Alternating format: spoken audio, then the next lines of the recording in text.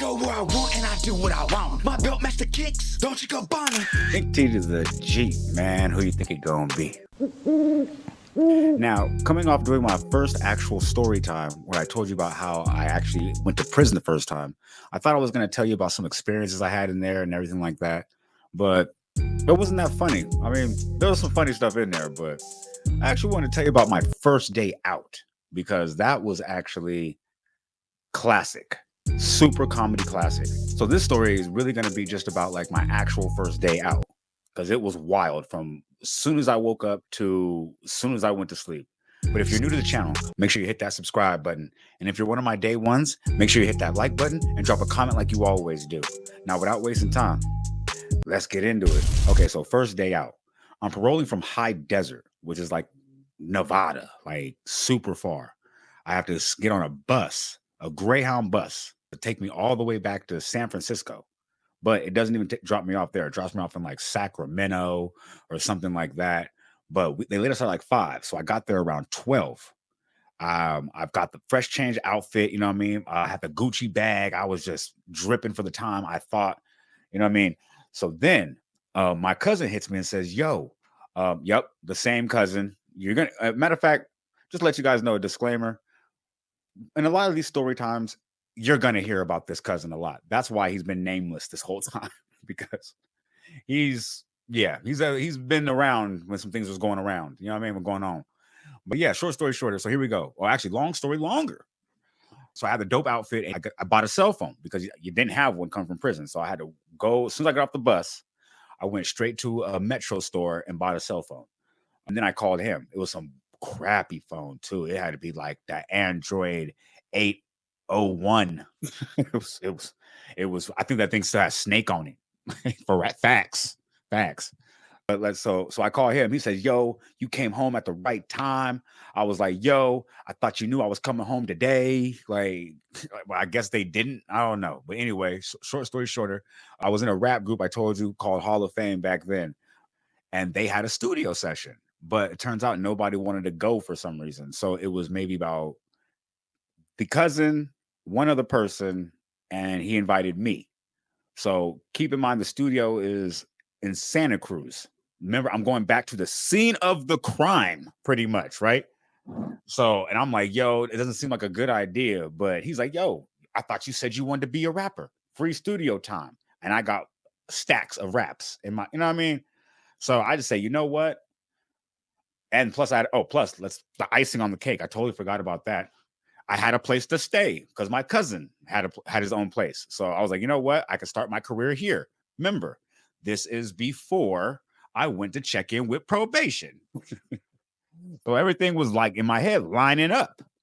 Like, so short story shorter, I get on another bus because they don't think I got on another bus. I didn't have no Uber money, no credit cards, things like that.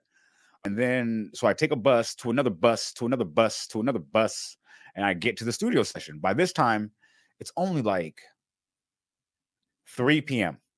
And I've been sipping a little something on the way. Obviously, I ain't sipping on nothing in. I'll get to that part. And then the other story, it almost got me. But so yeah, so I've been sipping a little something, nothing major, a little beer, nothing too crazy. Just a couple of tall cans, 2 tall cans, maybe even 3. By the time I get to the studio, though, everybody else is shit faced. Like, I'm talking about loaded, like there's nothing but weed smoke in the air. Like, everybody loaded. Trust me, everybody loaded. Like, even the engineer is loaded. He's like wobbling a little bit. Like, I'm like, yo, this is the vibe. Like, for real, this is the vibe. We had females in there. Well, they had females in there. I was just there. You know what I mean? I came home to nothing but some swole. Like, you know what I mean? Some muscles. That's all I had. And a little bit of, you know what I mean, departure money. So anyway, I come in there. I have my little stack though. So I go in there. You gotta keep in mind, I'm a lightweight at this time. Like, I haven't smoked, drank, anything like that. And plus, I'm already my 3rd tall can in. So as soon as they give me a couple shots of this and a couple little hits of this, I'm over there loose. I'm over there looking like the car, the car lot, the dude that's doing like this in the car lot. That's me. I'm loose. I'm like, yo, like, you know what I mean? So anyway, laid down my verse. It was fire. You don't have to even hear the verse. Just believe me when I tell you the verse was fire. It's me. I do what I do. Anyway, so then yeah, so me being rational, the only rational person, everybody's talking about they're gonna drive home and they're loaded. I'm like, you know what? Not me. I was actually fully prepared to go to the bus and take the bus to my cousin's house because I learned from my lesson. At least that one. I always learn. I want to say I always learn from my lessons, but that one specifically, I learned. I'm not getting in the car with you with no nothing. Nope. So, but anyway, this time I thought, you know what? There's a Foster's Freeze right here, and I haven't had Foster's Freeze in a certain amount of time because I was gone. Remember? And I don't live in that city, so or town. I think Santa Cruz is a town. So I'm like, you know what? There's a bus stop right there. They got a Metro Center right across the street from there. So let me go to Foster's Freeze and I'll go in there and get big. I'm like, let me get the triple large, the extra large triple berry milkshake. Let me get two 3x3 sandwiches y'all got like in and out, like, but their shit is different. Like, you know what I mean? I'm like, yo. But so anyway, when you walk into Foster's Freeze, there's a bench right here, and then there's the actual register with the person who helps you, and then back there is obviously the kitchen. So there's nobody in the establishment. So I walk in. I don't know why. Maybe because I'm loaded, or maybe because I'm just holding this big ass backpack. Remember, I have all my belongings that I've accumulated from prison, like my pictures and letters, and you know what I mean, just stuff I have. Like I mean, my clothes. Like I got two little outfits. You know what I'm saying? Like so, I got all that on me in my little Gucci bag. I told you, thought I had the drip. Like, so anyway, when I get in there, the first thing I do is I sit down, I put my bag under the bench and get up and go order my food. Why did I do that, you ask? Who the fuck knows? Like, that's dumb as hell. And I think about it to this day, I still don't understand why that happened. I don't know why I did that. So not only do I go sit in the back of the Foster's Freeze, like second to last table, I waited till my food was done, got up, then grabbed my own food, and then went back and sat at the table and was enjoying the hell out of my meal. Oh, it was fire. Especially if you was eating chicken patty from prison and Salisbury steaks and yeah, all that. Yeah. Or even just spread. Like, you know what I mean? You get tired of spread too, rice bowls too. Like, you know what I mean? Get tired of them too. Like, so I'm over there in Shangri-La heaven. I'm just, oh, this is it. Don't play with me, stay with me. Like, you know what I mean? I'm just like, you know what I mean? I'm not paying attention to my surroundings, but I look up and my cousin comes in the door.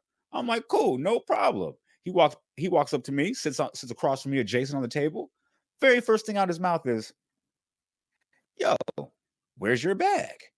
And I'm like, don't even trip, bro. It's right there under the bench. And he says, why would you leave your bag like right there? Like that doesn't even make any sense. Somebody could just easily just walk in and just take your bag. And it's crazy too because my cousin has never been the voice of reason ever. Like in any story, you'll find out later on when we get more through story times, but never. Facts. Like he's like the harbinger. He's like Loki. He is the trouble follows him. He's one of those people. Like, but yeah. So, but like I said, as soon as he says somebody could just take your bag, and I say, I wish a motherfucker would. Like, you know what I mean? I got my swole on, you know what I mean? I've been working out for an undisclosed amount of time.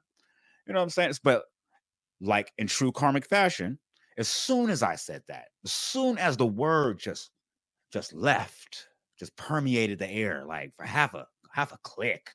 Like, you know what I'm saying? Oh, white dude, I have to say white because it's Santa Cruz, and he's wearing like one of the hippie dudes, but he's like, you can tell he's down bad. So it's a hippie dude. So he opens the door. Me and my cousin both look at him. He does not look at us. He looks straight at the bag. He then comes over to the bench, sits on the bench, does one of these. Like, like, like you don't see us? Like immediately starts digging under the bench like this, right? He was being incognito. Like he was trying to zip it and then put his hands in there and try to just, you know what I mean? Not just not be greedy. He was trying to get his beak wet. That's all. You know what I mean? Some slight. You know what I mean? So immediately I see red, but I didn't realize I was more inebriated and a little slower to the punch than I usually am. because by the time I got up to actually get over there to do what I want to do, my cousin already had this gentleman on his back, sprawled out across plank style on his back on the bench, pushing him up and down, talking about, you think it's cool to go through people's ish, huh? You think it's cool to go through people's ish, huh? Starts going in his pockets. What if I went through your ish, huh? Hold on, you ain't even got a couple. What if I start going through your ish? So then I'm over there, you know what I mean, engaging as well.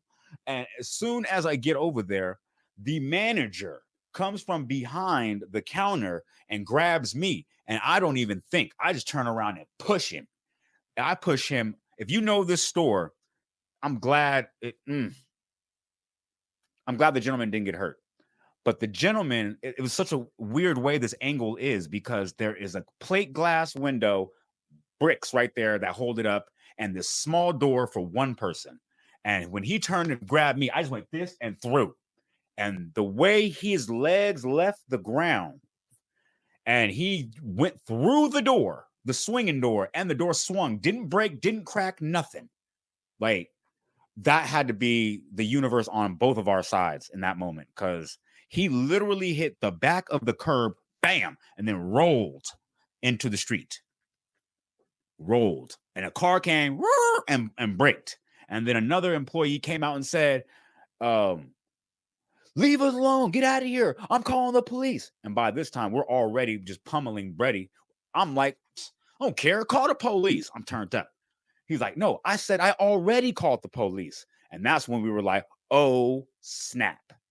Like, you know what I'm saying? This is bad. Like, you know what I'm saying? So I grab my bag. I put it on my shoulders. My cousin gets his stuff together. He gets up. Amazingly enough, the funny part is, when my cousin was manhandling him and things like that, he never once punched him, elbowed him, mushed him. It was just grabbing his attire and pushing him back down on the things. And the dude was just paralyzed from fear, I guess. I say that because that plays a part in later of this story. And yeah, at the later part of the story. Now, when we get there, when we leave, we go, I'm like, yo, let me just get to the bus. You can go to your car. We out. He says, bet. So we run across the street. And this is how I know we were young and stupid, because literally across the street from this Foster's Freeze, there's a liquor store. And then right after the liquor store, it's 500 feet to the bus station. My cousin says, yo, you want to get a bottle of Henny? And I say, yeah, why not? Like, we didn't just violate some people. like violation, like, you know what I mean? Full violation. Like, we didn't just, you know what I mean? So we go straight. So we go in the liquor store, boom, get the bottle of Hennessy. Like, big deal, right? Wrong. Psych. No, come back out. As soon as we walk outside, there's 3 police cars. Bam, bam, bam, guns out. Freeze, get on the ground. Y'all fit the description of something. This is, oh yeah. No, I can never forget this. This is why I thought of this statement right here, and it inspired the whole story time. This is why I skipped my time in. This statement right here. The police had us at gunpoint. And he says, and the officer says, freeze. You fit the description of a disturbance that happened over there of an assault. And my cousin said, no, we don't fit the description. That was us. That was us. I can't make this up. Like, I was like, I'm going back to jail. Like, do not pass go, do not collect $200. Don't, you feel me? I was like, yo, I just couldn't believe it. He said, get on the ground. I said, yeah, might as well. My ass fucking well. Like, you feel me? Like, I get on the ground. They cuff me up. Click, click, click, click, click. As always, quickly. I'm the first one. My cousin, for some reason, ain't in cuffs. Oh, he's in cuffs for about 2 minutes. And this is what he said. And I cannot make this up. I cannot make this up. He said, yeah, we don't fit the description. That was us. That was us. Like, no. You don't understand, though. We had to do it to him. We had to do it to him. Like, I'm like, yo, this nigga's talking hella ghetto. Like, I'm like, I am not going to see my family for the next. I'm like, I just got out. I'm not going to see my family for the next 10 years. He said, we had to do it to him. That's when I just zoned out. Like, I was like, nah. But he was like, nah, what happened was, and then he told him exactly what happened. My stupid cousin left his bag under there, and dude over there tried to steal it, and then I grabbed him and held him down, and then they called you guys. So I don't know what the problem is. I was like, wait a minute, that's almost kind of sounded like something, except for the fact that somebody flew through a door type shit. Like, feel me? So the officer actually comes up to me and says, hey, yo, tell me your version of what happened. I'm like, my version is the same thing his version is. And he said, bet. So this is what's crazy. This is the first time it's ever happened to me in life. The officers did an investigation. They went back to Foster's Freeze, looked at the camera footage, asked the gentleman, the one who was going through the bag, and the gentleman was honest. He was like, yo, I was out of pocket. I was just going through some shit. So I started going through his shit and gave the accurate statement. It wasn't like 2 black people attacked me being niggas. And it wasn't like nothing crazy. He was he didn't lie on, you know what I mean? It was crazy. Like the universe was universing on me. The universe was universing. Like, so then they look at the footage, they see it was like boom, boom. They like, yo, we see how that was. They came back like, yo, that was crazy how the physics of that. I'm like, yeah, man, I'm really big out here, like type ish. You know what I mean? I'm tooting my own horn. I'm playing with y'all. They didn't say none of that. They didn't say none of that. I was over there tooting my own horn. I'm like, yeah, they was telling me how strong I was out here. I was like, yeah, I did a little couple calisthenics. Nah, playing with y'all. No, but for really though, so what happened was that they did see the footage though, and they got the statement from the dude, and the actual manager said he didn't want to press charges because he knew what the full scope of the situation was. So they literally let us go. They uncuffed my cousin first, as always, because it's usually they uncuff him first and never uncuff me, or they uncuff him first and then keep me cuffed for another 10 minutes, which happened in this case because the officer came to me and said, yo, you haven't even checked in with parole and probation yet, fam. We're going to do you a solid because this is your first day out. And that's the end of the story. Like, that was just one of the craziest times. That was my first day out. My cousin ended up going in his car, driving drunk as hell, back to his house. I actually got on the bus, met him there. We drank a little bit, reminisced about some stuff, and went to sleep. But yeah, that was pretty much the first day out. I recorded some music too. I still think it was fire. It was pretty dope. We ended up not going on tour, but that little show stint. We went on a few show tour. It was mostly from the songs from that studio session, so that was lit. But yeah, thank you for tuning in with Story Time, man. If you want me to do more stories, let me know, man. This is something funny to me. I just thought like a random story to help you guys get to know me and know why I have such a different perspective and do these reactions for body cams, because I've been there, done it, failed at it, succeeded at it at times. But you never really succeed. You get away with something, but getting away with something is not the same thing as success. That's just fact. I'm gonna leave you with that one because that was bars. Now, if you made it this far, that means you put some paint where it ain't. And for that, you need to be thanked. Don't forget to leave a like, comment, subscribe, share to be aware. Put me in that algorithm because I need to be there, man. Because I know there's 10 other streamers out there doing it like me, but Fuck that little 10. I'm maxed out.